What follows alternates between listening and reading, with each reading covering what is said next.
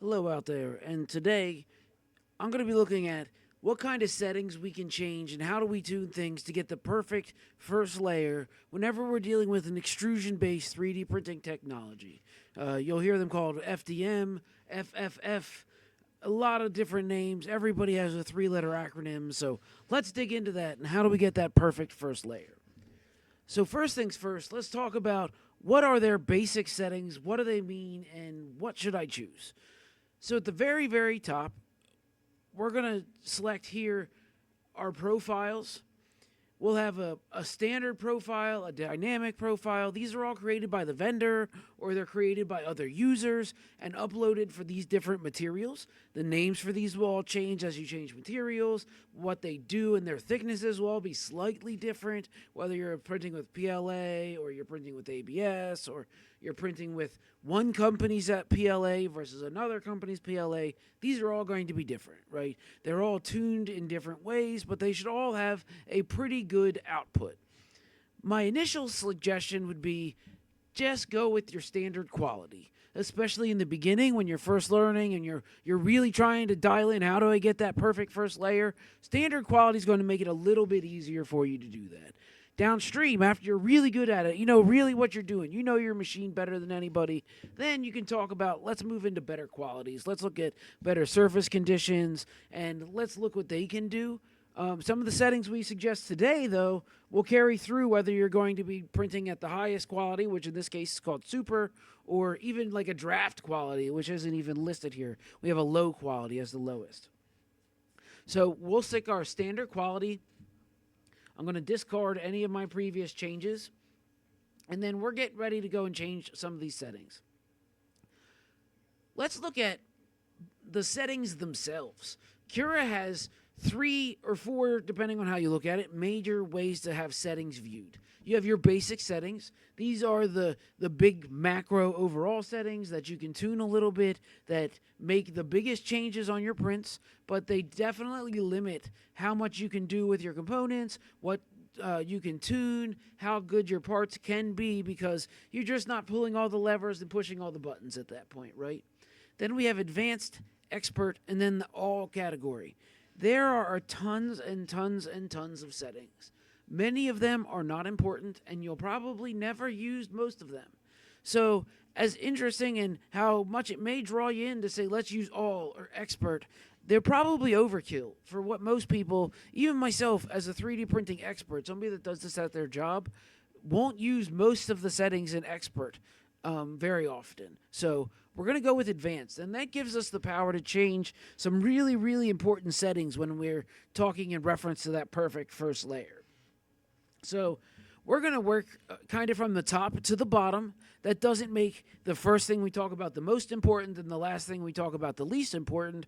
They all work together to make one approach that's going to give you that best first layer you can deal with. I mentioned earlier that what the difference between standard and the regular higher qualities is that layer thickness. Well, thinner layer thicknesses gives a better surface condition, but a really thin initial layer makes it really, really hard to get that first layer to look great across the board. And that reason is because in this instance, we only have 0.2. I saw the example, and the reason we're making this on Reddit, their initial layer was set to 0.1. They're running the highest quality that they can run. Well, now your first layer, all has to be planar within that 0.1. Like corner to corner, your flatness has to be less than 0.1 from the worst corner to the best corner. And that's really, really hard to do. Definitely doable, especially for those experts out there, those people that do it all the time. You can definitely get it flat within 0.1, but why mess with that if you don't have to? And this is a place where people really, really pull their hair out. Give yourself some breathing room, right?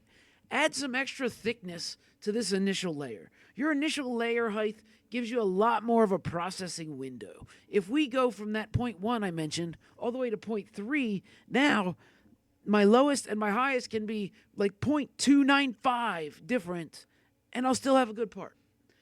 That processing window and having a wide processing window is really, really important, especially when you're getting started. But really, when we're dealing with that first layer, get that wide window. If you don't want to go all the way to 0.3, go to 0.2, go to 0.25. It's only going to last for one single layer, so you're not going to give up a lot of quality throughout their print, and then you're welcome to go back to whatever layer height you want after that. So from there, we're going to look at a setting that people may not think as immediately important for getting a perfect bottom layer, and that's this monotonic top and bottom order. We want this to be done all at one time. That's what this means. This setting will make your top layer or bottom layer all printed in one go. It won't print a small section in the corner, move to the other corner, fill in the middle of a letter D in the bottom on the text. It'll actually go and it'll start in one corner and it'll print it continuously from corner to corner. Increases the way the bottom surface looks and top surface looks, so it makes them look more uniform. But it also helps us avoid one of the bigger risk areas, which we'll also talk about later, is having that tip hit our part. Having that tip drag across this really fragile single layer at this point can really knock it off, and then we've already failed, right? So by avoiding this and printing it all in one layer, there's less times that printhead has to move on that first layer. There's less times that you're taking that risk that you're going to get it knocked off. And now we're going to talk a little bit about our material. So under our material subsection, there's a bunch of settings, mostly to do with our temperature. And that's one of the most important things when we deal with printing, but also getting our layers set up. So we've added and we made a pretty thick initial layer. But now how can we tune that initial layer so we can get it to stick as best as we can? One of those things we can do here in our temperature settings is this initial printing temperature. So printing temperature initial layer, not initial printing temperature. This is the temperature that it's going to come to the machine. Whenever you first turn it on, it'll go up to this temperature and then start. We actually want this initial layer temperature. We want to increase this a little bit because by increasing this temperature, it'll actually lower the viscosity of this material. And what we want is that melted plastic to fall down and bond to our build platform, right? And having something that's a little bit more melted, a little bit lower viscosity, will drip down a little bit better, will extrude a little bit better onto that build platform, and then it'll get a little bit better bond. But we don't want to go too far, because it's definitely possible. You could come in here and we could go to 280 degrees Celsius. And then what comes out of your print head is not even probably going to look like plastic anymore. It'll come out like water. You'll lose all that viscosity. Lower viscosity is better in some ways, but you don't want it to slump down to nothing, right? Our software expects it to be 0.3.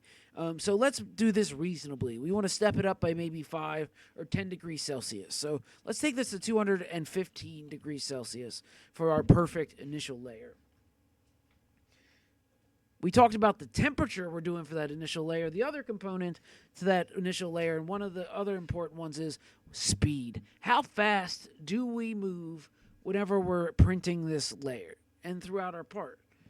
We're not going to change any of the standard speeds for the rest of our part because we're only focusing on that initial layer. And if there's more interest with the community, I'm more than happy to go back and we can go through step by step and explain how these can affect your prints, what they can do, when you pull this lever, what happens, what's a good boundary, right? What's that working window for different settings? And if there's interest, we can go back and we can take a look at that. So be sure to reach back out to me on my YouTube or my Reddit and we can go from there. Well, like I said, speed's also a really, really critical component. And once again, we're looking for this initial layer speed. You're going to hear that a few times. Initial layer, initial layer, initial layer. We talked about that temperature, getting it melted to let it fall down onto the build platform a little bit better. So it's a little bit more melted, can help us bond a little bit better. Well, another way we can deal with this is having a lower initial speed. That'll reduce the amount of drag we have from dragging our part along, so there's less likelihood of us pulling it off of the build platform. But then you also have more time for that melted plastic to kind of drip down and to be in contact before we move on. So once again, we don't want to go crazy. I don't want to go down to like 2 millimeters per second. We're reasonable here. Even 20 is pretty slow. Whenever you go to watch this, you're going to think that's slow. But it's going to get that perfect bond, right? So let's step this down once again. Let's go with about 5 degrees Celsius. Degrees Celsius, millimeters per second. So we're going to go down to 15 millimeters per second.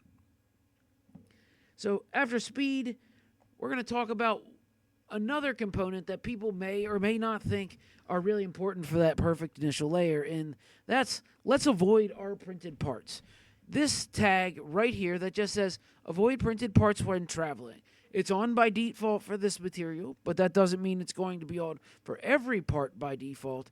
It's really important for this because what happens is this will actually make sure our nozzle moves out and around our build. It won't drag across the top. And then there's less likelihood we're going to knock our really fragile first layer off at this point, right? It's not going to be fragile at the end, but right now we barely have it started. So we want to make sure we don't drag our tip across that. Avoid your printed parts wherever possible. We talked about speed a little bit, but that was speed about the print head itself. Let's talk about speed of the fan. The temperature of your material is really important. Clearly, we've talked about that several times throughout this small presentation.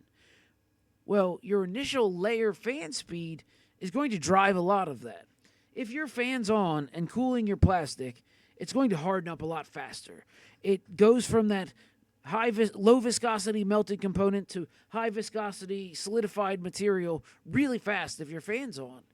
There's times you want that. If you're trying to bridge from one side to another, if you're trying to print stuff that doesn't have any drool or doesn't have any drips or drops, that's what you want. But right now on our initial layer, we really don't.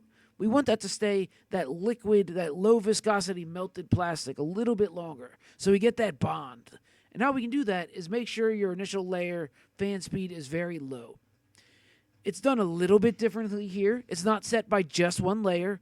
It's set, you do your initial fan speed, and then you turn it off by telling it where do you want that to stop. What height do you want to go back to regular fan speed? That's set right here. And it's actually a function of these two lines, our speed at height and fan speed at layer. This is actually going to take and tell us the second line is a function of the first. So if I go to 0.9, it'll go to 5, and it's taking my 0.9 divided by my layer thickness to give us this fan speed at height. This isn't something we really have to change, but you want to make sure that after only a few layers, it's going to go back to that regular setting.